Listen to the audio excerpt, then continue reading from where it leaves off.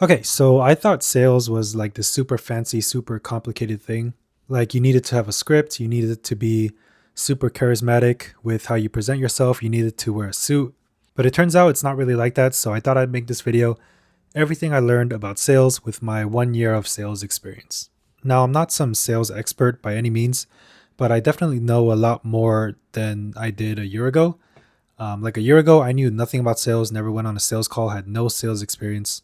But a couple hundred sales calls later, I think I learned a couple things. So in this video, I'm going to give you guys the 5 biggest lessons that I learned about sales. So number one, the worst they can say is no. Like for me, the thought of having to get on a sales call and convincing a complete stranger that they needed me was terrifying. Like, trust me, I don't care who's watching this. You are not more scared than I was. You are not more nervous than I was on my first sales call. Like, I had it bad. Like, I'm talking shaking nervous, like getting on the call almost 2 hours before the actual call time.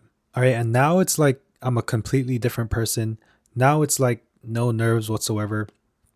And I found the reason for that is because after getting on so many calls, I realized that the worst they can say is no, right? And ultimately, you realize that that's not so bad. You know, it's like, hey, do you want to buy this? No, that's it. That's the worst that can happen, right? You can't let your fear of rejection stop you from moving forward and growing, right? The only way you're gonna get that sale is to actually get on that sales call and do the selling, right? If you want something, you have to go get it. Right? Nobody's just gonna give it to you.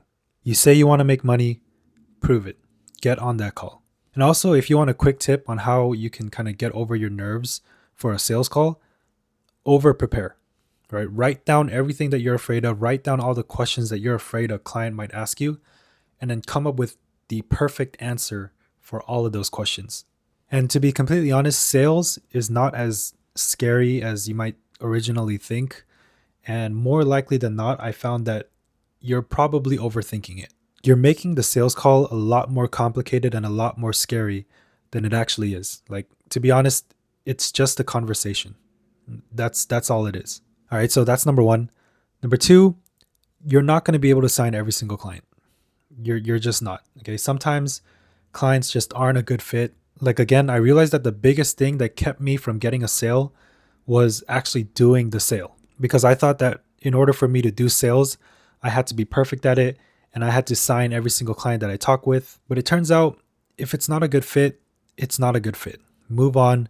There's plenty of clients out there. Sitting there and just getting hung up on a client that wasn't meant to be with you is not good for you. It does nothing for you, nothing for your mental health. There are so many clients out there that are a good fit for you that you should be focusing on. Now, with that said, I believe that there's always something that you can learn with every single experience. So, cool, you didn't sign that client.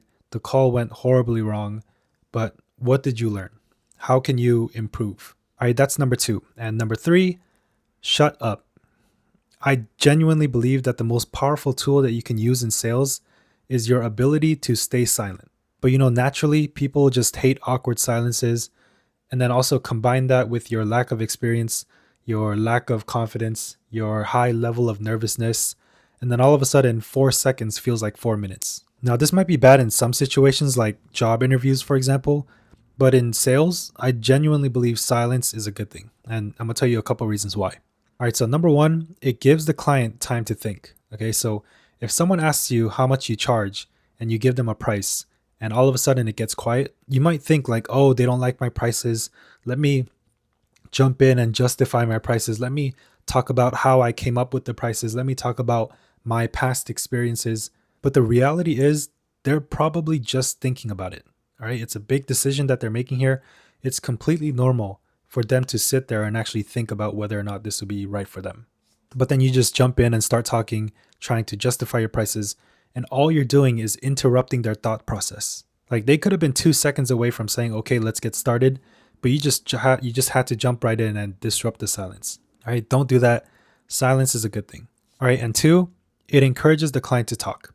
Like if you're silent, it encourages the client to do most of the talking. Now, I'm not saying to not say a single word, obviously, but lead the conversation, answer their questions, keep it simple, keep it short, and then stop talking.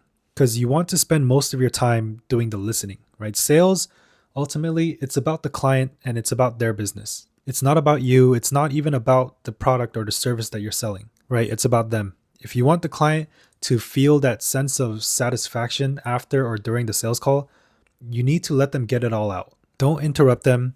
Explain a certain point, provide a clear direction for the conversation, and just let them get it all out, right? Let them talk about their business. Let them talk about the things that they're struggling with. Let them give you all of their pain points. Let them tell you exactly what they need. And then with that, you can kind of lead the conversation into explaining why your services can help alleviate their problems, right? But you're not going to be able to get to that point if you're doing all the talking. All right. And lastly, comfort. All right. You have to get the clients comfortable. The only way a client's going to open up to you and tell you what their pain points are is if they're comfortable enough to actually talk about it. So you look at therapy, right? You see the therapist sitting in the chair with a notepad and a pen. And then you see the customer or the client like lying down on a sofa with like looking up at the ceiling with hands folded across their chest like this, right? And the reason for that and the purpose for that is to get the customer comfortable, right? I'm not going to tell you what I'm struggling with if I'm not comfortable, right? So how do you get clients comfortable on a sales call? I mentioned this before, but you have to have a conversation, right? This is not a sales call. Don't think of this as sales. This is a human being talking to another human being, and you're having a conversation. Forget the sales, forget the selling, forget what service you sell or what product you sell. I know this sounds counterintuitive, but I think the key to sales is to not sell. Instead of focusing on what you're selling, try to actually understand what the client is going through by asking questions and encouraging them to elaborate. All right. And you have to be authentic here. It's really hard to fake it, number one. And two, I honestly, I think clients can tell when you're faking it. And empathy is key. Because if you're able to show the client that you genuinely care, they'll naturally open up to you and start trusting you more. And then like they'll be the one to straight up ask you what you sell. Like you don't even have to bring it up. So build trust by being authentic, genuinely care and provide value, get them comfortable, shut up and listen, and understand that the worst thing they can say is no. So that's pretty much all the key points that I learned so far with my 1 year of experience. If there's something else I'm missing, let me know. I'm always open to learn.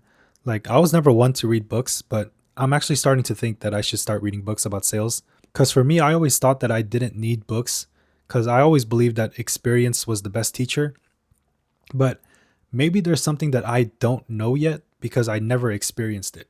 And I might be missing out because of it. So if anyone knows any good sales books, let me know.